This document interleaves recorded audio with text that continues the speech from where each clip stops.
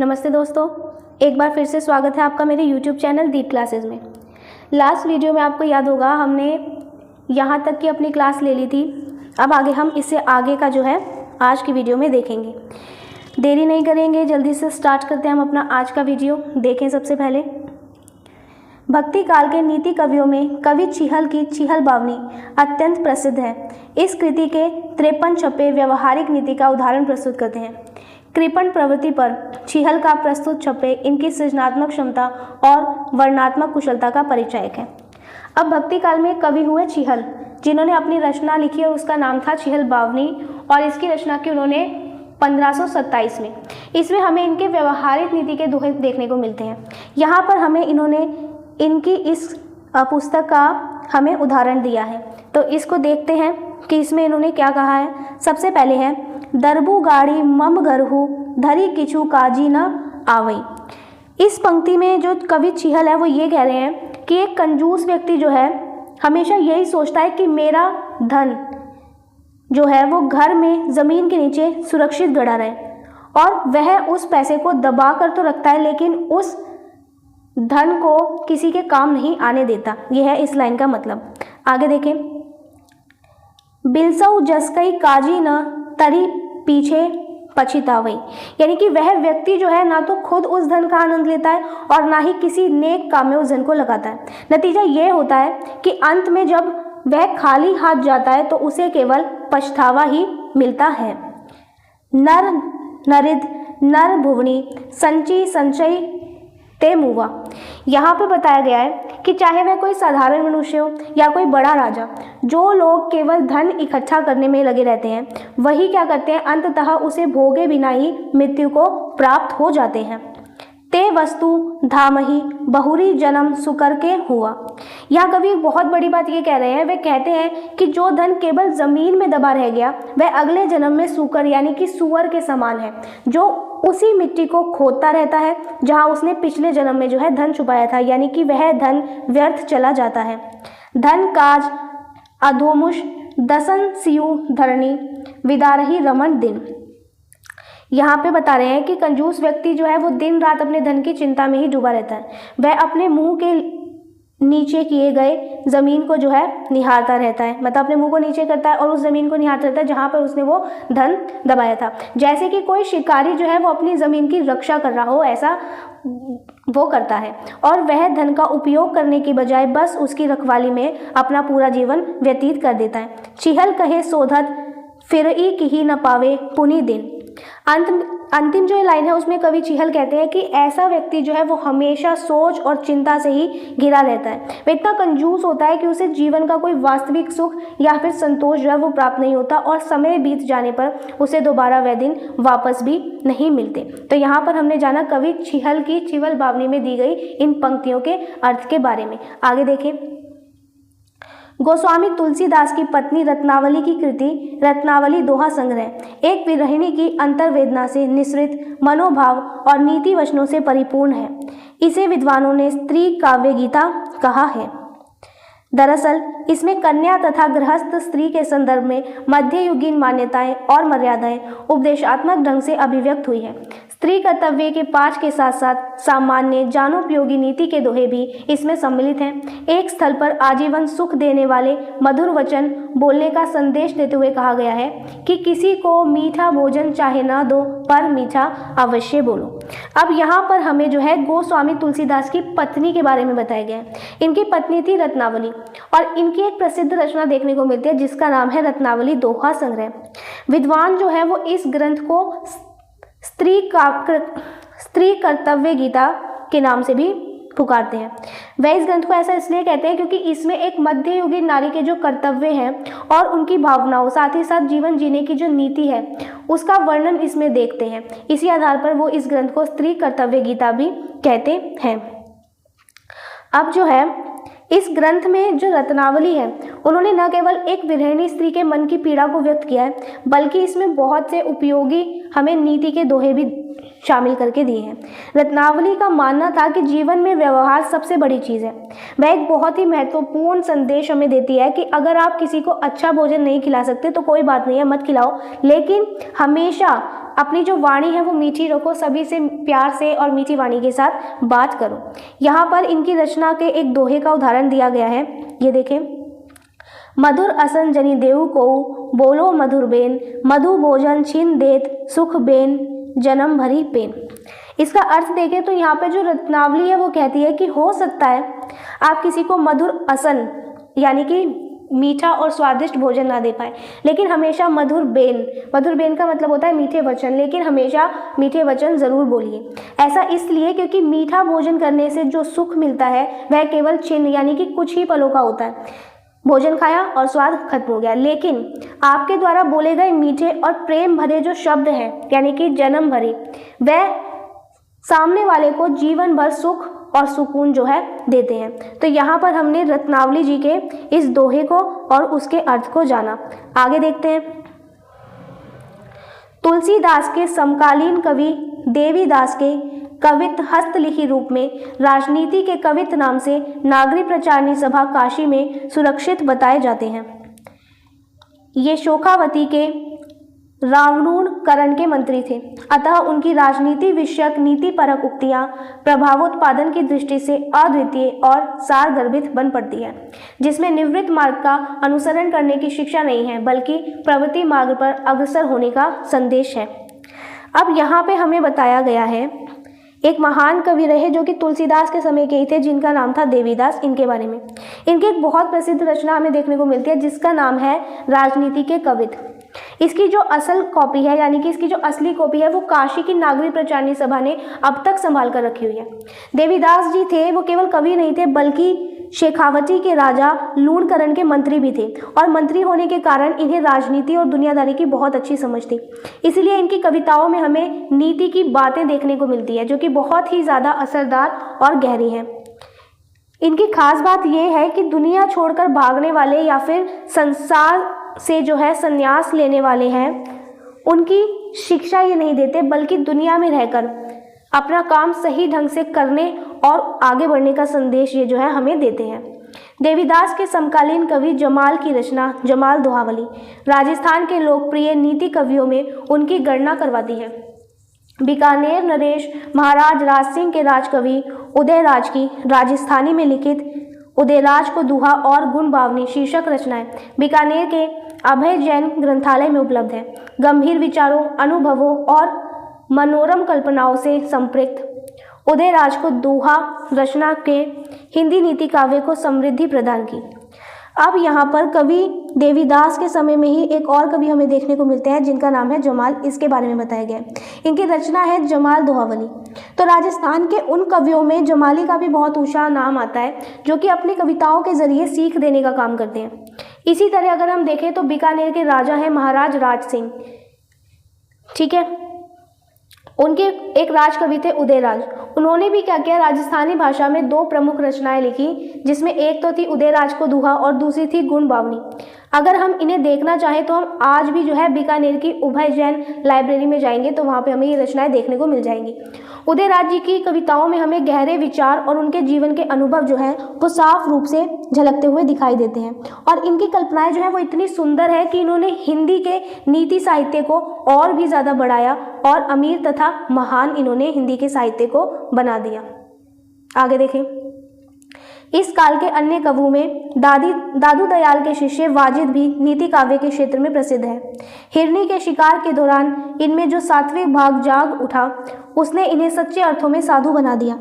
इनके 14 ग्रंथों का उल्लेख मिलता है, जिसमें गुण उत्पत्ति नामा ग्रंथ, प्रेम नामा ग्रंथ, गरजनामा, साखी वाजिद आदि प्रमुख हैं, जिनमें दान, दया, सत्कर्म, इंद्रिय निग्रह, साधु संगति आदि का जो है महत्व प्रतिपादित है। अब आगे देखें तो एक बहुत ही प्रमुख कवि हैं वाजिद, जो कि हमें दादू दयाल के शिष्य दिखाई देते हैं। इनके जीवन में एक बहुत मशहूर घटना हमें देखने को मिलती है कि एक बार जब ये हिरनी का शिकार कर रहे होते हैं तो इनके मन में उस हिरनी के प्रति इतना दया भाव जाग जाता है कि उसी पल ये जो है एक सच्चे साधु बनने का निर्णय ले लेते हैं। वाजिद की बात करें, इन्होंने तो कुल ग्रंथ 14 लिखे, ऐसा हमें बताया जाता है। उसमें से कुछ के हमें यहाँ नाम भी बताए गए हैं। इन्होंने क्या किया, अपनी रचनाओं में मुख्य रूप से दान देना और दूसरों पर दया करना, साथ ही साथ अच्छे काम करना और संतों की संगति में रहने जैसी अच्छी नीति पर जोर दिया है। आगे देखें, भक्तिकालीन नीति कवियों में जैन कवि बनारसी दास का नीति काव्य कई दृष्टियों से महत्वपूर्ण है। इनकी 13 काठियाँ, नवरत्न कवित, वैद्यादि के भेद, प्रस्ताविक, फुटकर कविता जैसी कृतियों की गणना नीति काव्य के रूप में दिखाई जाती है। बनारसी दास का अधिकांश नीति काव्य संत काव्य के समान प्राणी मात्र के अंतःकरण को शुद्ध, पवित्र और भेदभाव सहित बनाने की अंतर प्रेरणा से रचा गया है। जहाँ व्यर्थ के धार्मिक आडंबरों पर घोर विरोध है, कबीरदास के समान इन्होंने भी सांप्रदायिक वैमनस्य को भुलाकर पारस्परिक सौहार्द विकसित करने की आकांक्षा पर बल दिया। अब यहाँ पे हमें एक और महत्वपूर्ण कवि के बारे में बताया गया जिनका नाम है बनारसी दास। ये जो थे एक जैन कवि थे और इनकी कई रचनाएं थी जिसमें हमें 13 काठियाँ, नवरत्न कवित और भयादि के भेद ये सब देखने को मिलती है। बनारसी दास की जो खास बात थी वो ये थी कि इनकी बातें जो हैं हमें कबीरदास से देखने को मिलती है। कबीरदास से बहुत काफ़ी मिलती जुलती इनकी बातें रही हैं। इन्होंने समाज में जो फैला दिखावा था और जो ढोंग था या फिर धार्मिक आडंबर थे, इनका बहुत कड़ा विरोध किया। ये चाहते थे कि हर इंसान का जो मन है वो शुद्ध और पवित्र हो और समाज में कोई भेदभाव ना रहे, ऐसा बनारसी दास चाहते थे। कबीर की तरह इन्होंने भी यही संदेश दिया कि आपसी झगड़ों को भूलकर जो है हमें प्यार और भाईचारे के साथ रहना चाहिए। इनकी रचना का एक दोहा देखें, एक रूप हिंदू तुरक दूजी दशा न कोय, मन की दुविधा मान कर भय 102। इस दोहे के माध्यम से जो है बनारसी दास हमें ये कह रहे हैं कि हिंदू और जो मुसलमान है ये दोनों ही ईश्वर का एक रूप है, इन्हें कोई अंतर नहीं है। इंसान ने केवल अपने मन के भ्रम और संशय के कारण इन्हें अलग अलग मान लिया है, जबकि असल में दोनों एक समान है। इसी भ्रम की वजह से लोग जो है वो सच्चाई को नहीं देख पाते, ऐसा बनारसी दास ने हमें इस दोहे के जरिए कहा। आगे देखें, इस काल के अन्य जैन नीतिकारों राजसमुद्र और कुशलधीर का नाम भी उल्लेखनीय है। इनकी भाषा राजस्थानी है। इन कवियों ने नीति की दृष्टि से आध्यात्मिक गुणों का विकास तथा इंद्रियों के नियंत्रण पर बल दिया। अब इस समय में जो है कुछ प्रमुख जैन नीतिकारों भी हमें देखने को मिलते हैं, जिसमें कि राजसमुद्र और कुशलधीर है। ये जो कवि हैं इन्होंने अपनी रचनाएं जो है राजस्थानी भाषा में लिखी थी और इनकी कविता की मुख्य बातें ये थी कि इन्होंने इंसान के आध्यात्मिक गुणों को बढ़ाने यानी कि मन को अच्छा बनाने और इंद्रियों को काबू में रखने की सीख हमें दी है। आगे देखें, नीति निपुण सम्राट अकबर, इनके दरबार में हिंदी को पर्याप्त सम्मान मिलता था। अकबर की उदारता, गुणग्राह्यता, कला प्रेम, साहित्यिक अभिरुचि के कारण अनेक कवि उनके दरबार में स्थानीय रूप से समादृत थे और कुछ कवि उनके दरबार की सभ्यताओं में यदा कदा सम्मिलित होकर सम्मानित होते। भक्तिकालीन नीति काव्य परंपरा के अंतर्गत अकबरी दरबार के कवियों में रहीम, नरहरि, राजा टोडरमल, गंग, राजा बीरबल, तानसेन, चतुर्भुजदास, राजा पृथ्वीराज, मनोहर कवि की गणना की जाती है। इन कवियों में जो है रहीम, नरहरि, टोडरमल, गंग, तानसेन नीति काव्य की दृष्टि से ऐतिहासिक महत्व रखते हैं। अब बात करते हैं अकबर के समय की। अकबर का जो हमें शासनकाल देखने को मिलता है वो 1556 से 1605 तक का है।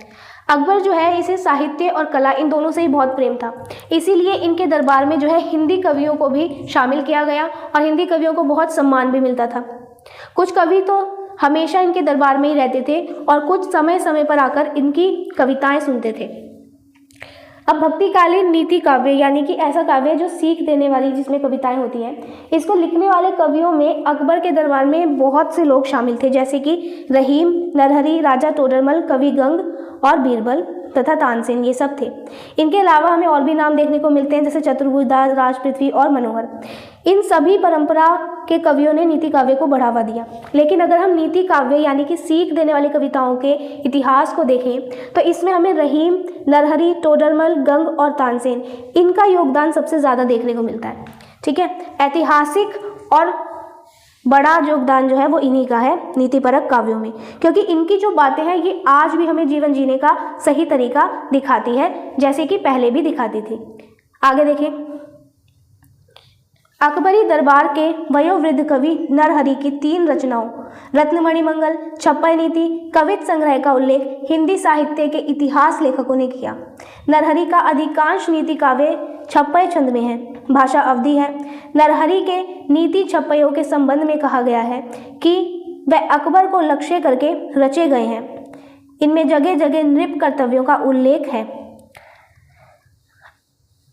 अब जानते हैं कि कुछ इतिहासकारों के अनुसार जो है नरहरि की 3 रचनाओं के नाम बताए गए हैं। नरहरि जो थे ये अकबर के दरबार के बहुत ही बुजुर्ग और सबसे ज़्यादा अनुभवी कवि में माने जाते हैं। कुछ विद्वानों ने जो इनकी रचनाएं बताई वो मुख्य 3 बताई, एक रत्नमणि मंगल, एक छप्पय नीति और एक कवित संग्रह। नरहरि जी ने क्या किया, अपनी ज़्यादातर सीख देने वाली कविताएं जो है वो छप्पय के नाम से छंदों में लिखी।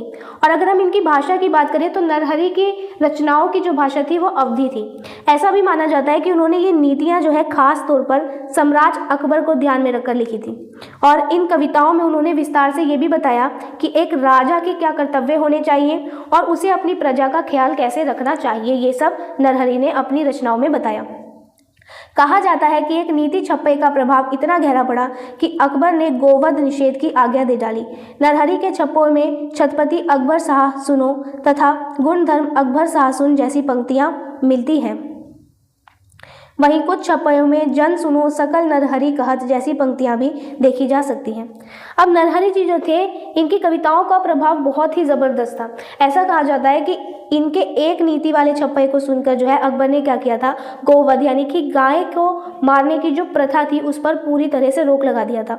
और इनकी कविताओं में वह अक्सर जो है अकबर को संबोधित करते हुए ही लिखते थे, जैसे कि हे महाराज अकबर सुनिए। वहीं कुछ कविताओं में वह आम जनता को भी संबोधित करते थे और कहते थे हे लोग नरहरि की बातें सुनो। ऐसा हमें इनकी कविताओं में अक्सर देखने को मिलता है।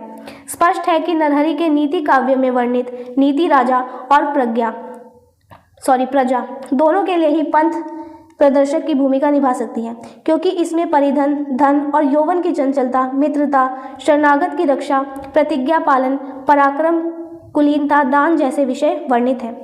अब कुल मिलाकर अगर हम देखें तो नरहरि जी की जो बातें थी वो राजा और प्रजा दोनों के लिए ही जो है सही रास्ता दिखाने का काम करती थी। इन्होंने अपनी रचनाओं में बहुत ही ज़रूरी विषयों पर बात की है, जैसे कि अच्छे कपड़ों पर, पैसे पर और जवानी का जो घमंड होता है उस पर, सच्ची दोस्ती निभाना, फिर अपने शरण में आए हुए व्यक्ति की रक्षा करना, अपने वादे को पूरा करना, बहादुरी दिखाना और दान देना। ये ऐसी बातें हैं जो आज भी हमारे जीवन में बहुत काम आती है। इस पर नरहरि ने लिखा। आगे देखें, अकबरी दरबार में भूमिकर विभाग के मंत्री राजा टोडरमल, इनका काव्यत्व की दृष्टि से सामान्य होने पर भी नीति कथन की दृष्टि से महत्वपूर्ण है। इनके व्यापार नीति से संबंधित दोहे अत्यंत प्रसिद्ध हैं। अब बात करते हैं राजा टोडरमल की। हम सभी जानते हैं कि राजा टोडरमल जो है वो अकबर के दरबार में लगान विभाग के मंत्री थे, यानी कि इनकम टैक्स विभाग के, ऐसा आप मान सकते हो। वैसे तो ये मुख्य रूप से एक मंत्री थे, लेकिन उन्होंने जो कविताएं और दोहे लिखे वे आज भी बहुत प्रसिद्ध हैं और उस समय भी प्रसिद्ध हुए। इनके दोहों की सबसे खास विशेषता ये देखने को हमें मिलती है कि इन्होंने व्यापार नीति यानी कि बिजनेस करने के जो तरीके हैं इन पर बहुत काम किया और इनसे रिलेटेड हमें बातें बताई। इनके दोहे जो है वो आज भी व्यापार की दुनिया में हमें बहुत सही रास्ता दिखाई देते हैं। अकबर के दरबार में चर्चित कवि बीरबल की अकबर के साथ हास्य विनोद की चर्चाएं अत्यंत लोकप्रिय हैं। बीरबल ब्रह्म नाम से कविताएं लिखते थे। उनके 200 स्फुट पदों के उपलब्ध होने की बात कही गई है। बीरबल मुख्यतः श्रृंगार और भक्ति के कवि माने जाते हैं, लेकिन उनके अनेक स्फुट पद उपदेशात्मक और भक्ति प्रवण नीति काव्य की दृष्टि से प्रशंसनीय है, क्योंकि पारिवारिक, सामाजिक, आर्थिक नीति के संदर्भ में नीति कथन का प्रतिपादन करते समय भी भक्ति भावना को छोड़ नहीं पाते। इसीलिए इनके नीति काव्य में निवृत्त मार्ग पर बल है। जीवन की क्षण भंगुरता, काम, क्रोध, मोह आदि पर उनका बल रहा है। अब यहाँ पे एक और कवि के बारे में जानते हैं जो कि बीरबल जो थे वो अकबर के सबसे करीबी और बुद्धिमान मित्र भी थे। हम सब ने अकबर और बीरबल के बहुत सारे किस्से और चुटकुले भी सुने हैं, लेकिन क्या आप ये जानते हैं कि बीरबल एक बहुत अच्छे कवि भी थे। बीरबल जो थे ये कविताएं जो लिखते थे वो ब्रह्म नाम से लिखते थे। ऐसा भी माना जाता है कि इनके लिखे हुए लगभग 200 पद अभी भी उपलब्ध हैं।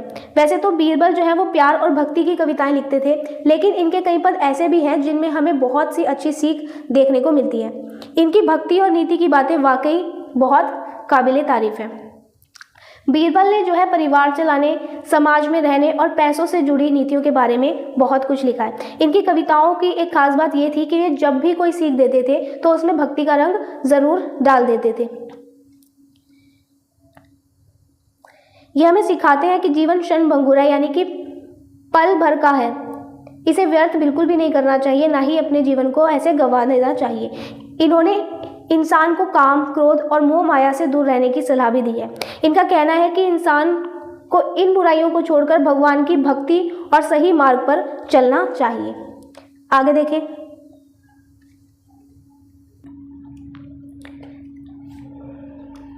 गंग कवि का अकबरी दरबार के कवियों में विशेष स्थान है। गंग की 3 रचनाएं प्रसिद्ध हैं, गंग पचीसी, गंग पदावली और गंग रत्नावली। ये कृतियां संपूर्ण रूप में अनुपलब्ध हैं। अभी तक इनके 400 छंद ही उपलब्ध हो सके हैं, जो गंग कवि शीर्षक से प्रकाशित हैं, जिसमें श्रृंगार और भक्ति के साथ साथ नीति तथा राज प्रशस्ति से संबंधित कवित्व भी सम्मिलित है। अब जानते हैं अकबर के दरबार में कवियों में गंग कवि भी थे, जिनका स्थान बहुत ऊंचा और खास था। इनकी हमें 3 मशहूर किताबें देखने को मिल जाती हैं। एक तो है गंग पचीसी, फिर गंग पदावली और गंग रत्नावली। लेकिन बहुत दुख की बात यह भी है कि ये जो किताबें हैं ये पूरी तरह से हमें आज देखने को नहीं मिलती। अब तक इनके हमें केवल 400 छंद ही मिल पाए हैं, जिन्हें हमने क्या किया, गंग कवित्व नाम से छपवा दिया है। इन छंदों में उन्होंने क्या किया, प्यार और भगवान की भक्ति के साथ साथ जीवन जीने के सही तरीके, साथ ही साथ राजाओं की तारीफ के बारे में भी लिखा है। गंग के नीति काव्य का वैशिष्ट्य उनकी अनुभव सिद्धता है। गंग कवि ने अपने व्यक्तिगत जीवन में सुख दुख की धूप छाह झेली है, इसीलिए वह व्यक्तिगत अनुभवों और दबावों के कारण नए भावों, विचारों और विषयों को अपने नीति काव्य में समाविष्ट कर सके। अब जो गंग कवि हैं, इनकी लिखी हुई जो नीतियां हैं, जो सीख हैं, उनकी सबसे बड़ी खूबी हमें ये देखने को मिलती है कि वह बातें उन्होंने जो कही केवल किताबों से नहीं ली थी, बल्कि खुद उन्होंने महसूस करी थी। उन्होंने अपने जीवन में सुख और दुख इन दोनों को ही बहुत करीब से जो है देखा था। इसीलिए उन्होंने अपने जीवन के इन्हीं उतार चढ़ावों और इनका जो मुश्किल समय था उन सबको अपनी कविताओं में बहुत नए और अनोखे विचार से जो है पिरो दिया। इनके अनुभव ही इनकी कविताओं की असली ताकत थे, जो पढ़ने वाले के दिल पर भी सीधा प्रभाव डालते हैं। कटु भाषण, निर्धनों की अवज्ञा, घूसखोरी, अन्याय आदि विषय उनके नीति काव्य में फलक का हिस्सा बने। गंग कवि ने नैतिक तथ्यों में निरूपण के लिए उपदेशात्मक शैली के जिस मुक्तक काव्य को रचा, वह भाव प्रवण होने के कारण मानवीय जगत को बुराइयों के प्रति सचेत करने के साथ साथ सद्गुणों को वहन करने की सीख भी देते हैं। अभी जो गंग कवि थे, इन्होंने समाज में फैली बुराइयों पर जो है खुलकर बात की थी। इन्होंने बहुत कड़वा बोलने वाली, गरीबों का उपमान करना, रिश्वत लेना और अन्याय के खिलाफ जो है अपनी कविताओं में बहुत कुछ इन्होंने लिखा है। इनकी कविताओं को पढ़कर हमेशा ऐसा लगता है जैसे कोई हमें बहुत ही प्यारे तरीके से उपदेश दे रहा हो। इनकी बातें हमें समाज की बुराइयों से सावधान तो करती हैं, साथ ही साथ हमें एक अच्छा इंसान बनने और अच्छे गुणों को अपनाने की भी प्रेरणा देती हैं। आगे देखें।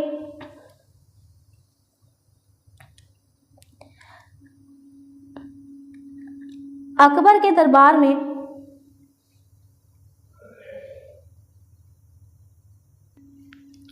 यहाँ से देखें, ये ऊपर वाला रिपीट है, ठीक है, यहाँ से देखना है। अकबर के दरबार में तानसेन की ख्याति गायक के रूप में थी, लेकिन वह पद रचना में भी प्रवीण थे।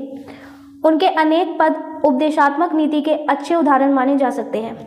उनके आत्म प्रबोधात्मक पदों में भी नीति निर्देशन हुआ है। नीति काव्य की दृष्टि से हिंदी साहित्य का रीतिकाल अपने पूर्ववर्ती कालों की अपेक्षा अधिक समृद्ध है। व्यावहारिक नीति काव्य की दृष्टि से रीतिकाल का नीति काव्य अत्यंत उपयोगी है। रीतिकाल में नीति के कवियों की संख्या अत्यंत प्रचुर है। नीति विषयक स्वतंत्र रचनाओं के साथ साथ अनुदित, संग्रहित और फुटकर रचनाएं भी प्रकाश में आई। अब यहाँ हमें बताया गया है तानसेन के बारे में। अकबर के दरबार में जो है तानसेन नाम के एक गायक थे, लेकिन वह क्या करते थे, पद रचना में भी बहुत प्रवीण थे। उन्होंने अनेक जो है उपदेशात्मक नीति के अच्छे उदाहरण लिखे हैं और इनके उपदेशों से हमें सीख मिलती है। बहुत कम लोग ऐसा जानते हैं कि जो तानसेन थे ये गायक भी बहुत अच्छे थे, बहुत अच्छा गाते थे, साथ ही साथ वह कविताएं भी बहुत अच्छी लिखते थे। इनके कई ऐसे पद हैं जिसमें हमें बहुत अच्छी सीख देखने को मिलती है। इनके लिखे पदों में जो है हमें आत्मबोध यानी कि खुद को सुधारने और सही रास्ते पर चलने की गहरी बातें जो है देखने को मिलती हैं, जो कि नीति शास्त्र का एक बहुत ही ज़्यादा बेहतरीन उदाहरण है। अब हिंदी साहित्य में नीति काव्य की एक बहुत गौरवशाली परंपरा रही है, जिसे आगे बढ़ाने का काम रहीम ने भी किया है। रहीम के दोहों में हमें उनकी नीतियाँ, उनकी प्रसिद्धि, ये सब देखने को मिलती है। अब अगर हम नीति काव्य के विकास को देखें तो हिंदी साहित्य का जो रीति काल है पिछले समय के मुकाबले बहुत ज़्यादा समृद्ध रहा है। यानी कि रीति काल में नीति काव्य वाली रचनाएं बहुत बड़े स्तर पर लिखी गई। इस काल का जो नीति काव्य है वो रोज़मर्रा के जीवन के लिए बहुत ही ज़्यादा उपयोगी रहा है। रीति काल में नीति पर लिखने वाले जो थे उनकी संख्या बहुत अधिक थी और इस दौरान कवियों ने क्या किया, न केवल कोई नई और स्वतंत्र रचनाएं लिखी बल्कि दूसरी भाषाओं की अच्छी बातों का भी इन्होंने अनुवाद किया और छोटे छोटे पदों के रूप में ढेर सारी हमें शिक्षाप्रद बातें समाज के सामने इन्होंने रखी। आगे देखें।